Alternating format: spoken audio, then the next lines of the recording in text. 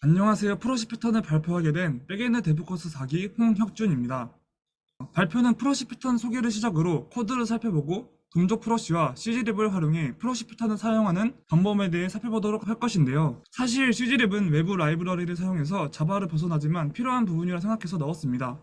그럼 발표 시작하겠습니다. 먼저 프로시 패턴을 소개해보겠습니다. 프로시는 직역하면 대리라는 의미를 가지는데요. 직역 그대로 프로시 패턴은 클라이언트가 원래 사용하려는 개체를 직접 쓰는 것이 아닌 대리인을 거쳐 쓰는 패턴이라고 보면 됩니다. 쉽게 말해 회사 대표를 뵙기 전에 비서를 먼저 봐야 하는 것처럼 요청이 왔을 때 항상 프로시가 먼저 받게 되는 것입니다. 그림을 보면 프록시와 리얼 서브젝트가 공유하는 인터페이스가 있고 프록시는 리얼 서브젝트를 참조하고 있습니다. 그래서 클라이언트는 해당 인터페이스 타입으로 프록시를 사용합니다. 이처럼 클라이언트가 프록시를 거쳐 리얼 서브젝트를 사용하기 때문에 프로시가 리얼 서브젝트에 대한 접근 제어 및 부가 기능을 사용하고 리얼 서브젝트는 자신이 해야 하는 일만 할 수 있게 됩니다. 다른 그림으로 이해해 봅시다. 그림을 보면 프로시가 로그를 남기거나 클라이언트가 요청한 데이터를 캐싱하는 등의 요청 흐름을 제어해서 성능을 향상시킬 수 있습니다. 또한 접근 보호 혹은 초기화 지연 등의 클라이언트 요청 흐름을 제어하는 역할을 수행합니다. 이와 같이 프로시는 대리인 역할을 합니다.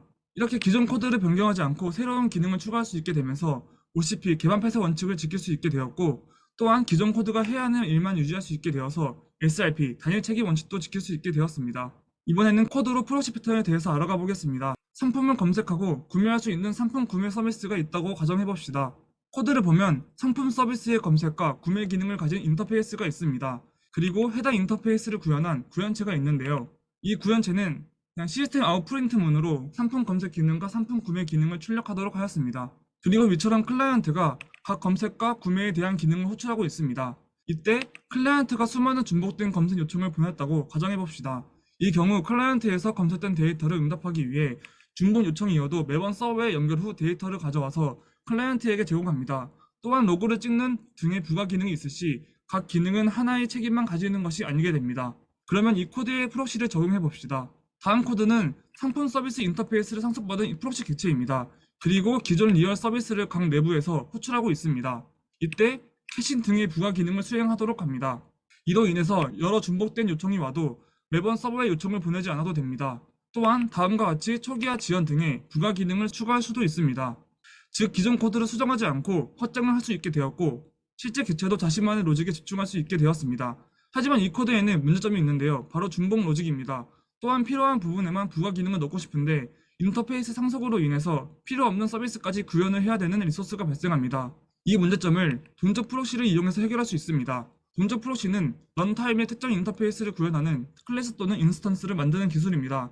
이 동적 프록시는 리플렉션 API의 프록시 클래스를 이용해서 구현할 수 있는데요. 다음은 동적 프록시의 흐름입니다. 타겟은 앞서 보여줬던 상품 서비스에서 프록시를 적용하고 싶은 대상이라고 생각하면 됩니다. 그리고 인보케이션 핸들러 인터페이스에는 인보크라는 메서드가 있는데 이는 클라이언트가 호출한 모든 메서드들이 이 인보크 메서드를 거쳐 진행됩니다.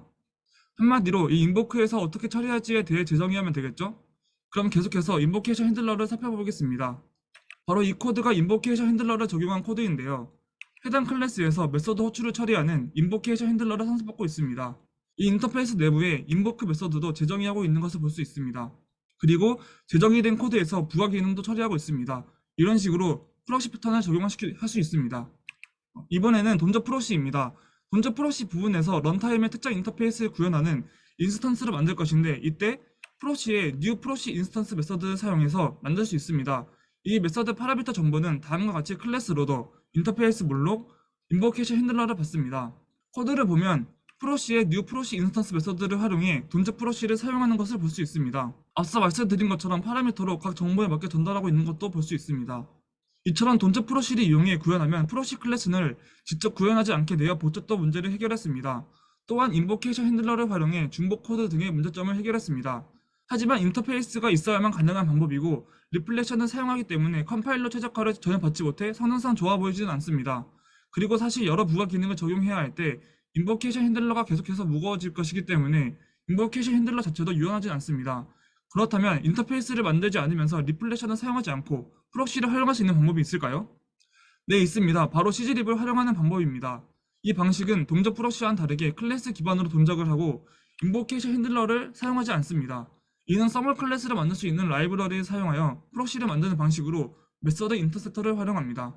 다음은 CG립의 흐름인데요. 역시나 타겟은 앞서 보여줬던 프록시를 적용할 상품 서비스의 각 대상입니다.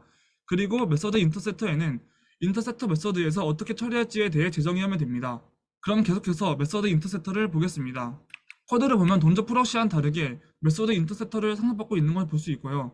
또한 인터셉터 메서드를 재정의해서 사용하는 것을 볼 수 있습니다. 그 외 코드 구현상은 거의 비슷합니다. 이번에는 CG립 부분을 살펴보겠습니다. 이 부분에서는 CG립의 인덴서를 사용할 것인데 이는 스프링과 하이버네이트에서 제공하고 있습니다. 코드를 보면 CG립의 인덴서를 사용하는 것을 볼 수 있고요. 인덴서의 크리에이트 메서드를 사용 중인데 두 번째 인자로 이전에 선언한 인터셉터를 넣어주면 됩니다. 코드를 살펴보니 CG립은 동적 프로시와는 다르게 외부 유전성을 사용하기 때문에 유전성을 추가해야 합니다. 하지만 CG립은 메소드가 처음 호출됐을 때 동적으로 타겟 클래스의 바이트 코드를 조작하고 이후 호출 시에는 조작된 바이트 코드를 재생합니다. 성능 면에서 리플렉션을 사용하는 동적 프로시보다 좋을 수밖에 없는데요. 공식 문서에 따르면 약 3배 가까이 빠른 것을 확인해 볼 수 있습니다. 물론 프라이빗 상성자가 있는 경우나 파이널 클래스인 경우처럼 상속이 안되면 상용하지 못한다는 단점도 있습니다. 마지막으로 요약하면 프로시 패턴은 대리인을 거쳐서 쓰는 패턴이고 부가적인 기능을 제공해야 할 때 주로 사용합니다. 그리고 이 패턴을 사용해 OCP와 SRP 원칙을 지킬 수 있게 되었습니다. 동적 프로시는 인보케이션 핸들러를 이용하는데요. 리플렉션을 사용해서 느리고 인터페이스가 있어야만 동작합니다. 반면 CG립은 메서드 인터셉터와 외부 라이브러리를 활용하는데 바이트 코드를 조작해서 빠르고 클래스만 있어도 동작합니다. 이상으로 발표를 마치겠습니다.